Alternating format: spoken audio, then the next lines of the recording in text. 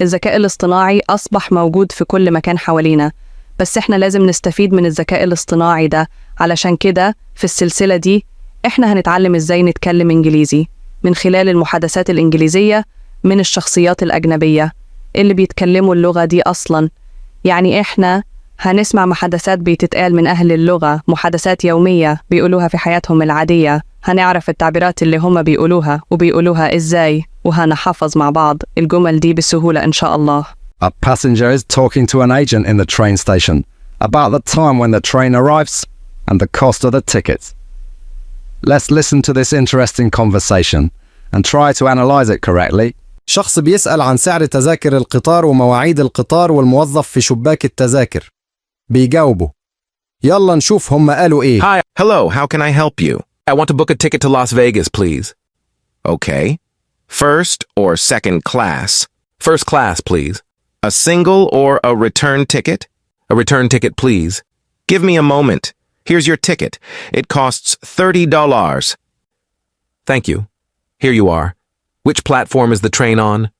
Platform number 3. What time does it leave? And when does it arrive? It leaves at 4:30 p.m. and arrives at 7 p.m. Thank you very much. Most welcome. Have a nice day.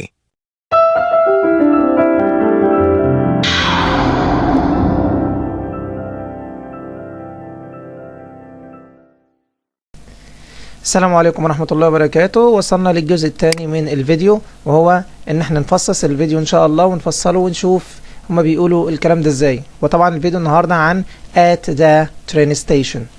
train station يعني محطة القطر. طبعا زي ما احنا شايفين عندنا اتنين، واحد عايز يشتري تذكرة والراجل اللي واقف ده، والتاني طبعا اللي هو الايجنت اللي هو شغال في محطة القطر. اللي بيروح يشتري التذكرة بنسميه passenger يعني راكب. اي حد هيركب وسيلة مواصلات عامة بنسميه passenger. هيركب قطر بنسميه passenger، طيارة passenger، وهكذا. طبعا اللي شغال بيقطع تذاكر اسمه agent يعني عميل، اللي هو شغال في موظف. تعالوا نشوف المحادثة الأولانية. وقال how can I help you. طبعا how can I help you، how يعني كيف، ازاي اقدر انا اساعدك. help you هي طبعا دي يو مش يور. how can I help you. طبعا التاني قال له I want to book a ticket to. I want to طبعا احنا قلنا want to تي وبعدها في الكلمة التانية تي، فبخليها تي واحدة. I want to book هنا مش معناها كتاب، هنا معناها يحجز. لما يكون الكلام خاص في الريستورانت مثلا او المطعم او خاص في محطة القطر، فاحنا book هنا معناها يحجز. I want to book a ticket to انا عايز احجز. I want to book a ticket to يعني انا عايز احجز تذكرة الى. يبقى I want to book a ticket to انا عايز او انا اريد ان احجز تذكرة الى. هنا to معناها الى بس، وبعدين اذكر المكان. هنا قال to لاس فيجاس. لاس فيجاس دي بلد موجودة في امريكا، فطبعا هما بيقول على مكان في امريكا. طبعا انت لو انت في مصر تقول اي مكان، زي ما تشوف انت رايح فين. المحادثة اللي بعدها first or second class. هي class دي يعني فصل. هنا معناها في القطر معناها درجة أولى ولا درجة تانية، لأن في القطارات في طبعا درجات، وطبعا كل واحدة ولها سعر. طبعا هو هنا ده اختصار، فطبعا عشان نعرف ان هما مش بيقعدوا يقولوا جمل كاملة. طالما انا في موظف في القطر، معروف ان انا لما اقول first or second class يعني بسألك كده درجة أولى ولا درجة تانية. طبعا الراجل فهنا الباسنجر قال له first class يعني درجة أولى. فطبعا هنا بعد كده سأله a single or a return ticket. single ticket يعني تذكرة ذهاب فقط. يعني في تذكرة لما بنروح نشتريها بيبقى في تذكرة ذهاب فقط بلها سعر، و return ticket يعني تذكرة ذهاب وعودة، يعني بروح وباجي بنفس التذكرة بنفس السعر بتذكرة واحدة. يبقى single or a return ticket يعني تذكرة ذهاب فقط أم تذكرة ذهاب وعودة. طبعا الراجل هنا الباسنجر قال a return ticket يعني تذكرة ذهاب وعودة. فهنا قال له give me a moment. هو كان سأله سؤال قال له how much does it cost. فطبعا how much does it cost يعني بكام. فهنا قال له give me a moment يعني اديني دقيقة. هنا قال له here is your ticket. اتفضل التذكرة بتاعتك اهيت. طبعا تذكرة ذهاب وعودة، ودي بتساوي كام؟ it costs كذا دولار، يعني بيتكلف كذا. انا دلوقتي عايز اعرف سعر اي حاجة، طالما حاجة مفرد فبقول it costs.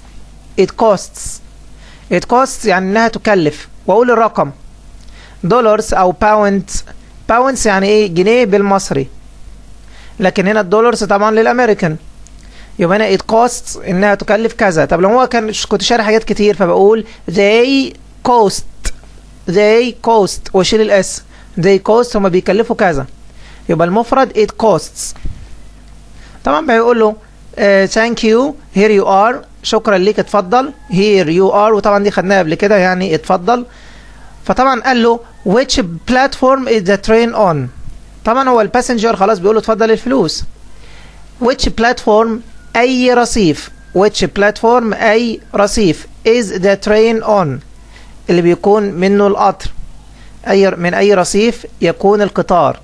which platform is the train on، فين قال له platform number رصيف رقم كذا، platform number رصيف في رصيف رقم كذا، ويقول له ايه الرصيف، رقم الرصيف. فهنا سأله سؤال what time does it leave، what time does it leave يعني ما الوقت الذي ينطلق او يغادر منه القطار. هنا leave ينطلق او يغادر، القطر يمشي الساعة كام. وسأله سؤال تاني when does it arrive ومتى يصل القطار. يصل القطار فين؟ في المحطة اللي هو رايحها اللي هو لاس فيغاس. طبعا هنا قال له it leaves at هو بيغادر او بيمشي الساعة كذا AM يعني صباحا. هو قال له it leaves at 4:30. 4:30 دي بالامريكان لما اجي عايز انطق اقول الساعة 4:30 دقيقة او 4:30 بقول 4:30 دقيقة، بيقسموها على طول بالدقايق. 4:30 يعني 4:30. طب مثلا 24 دقيقة اللي هي 4:30 بالنسبة لنا يبقى 4:20. طبعا AM يعني صباحا و PM يعني مساء.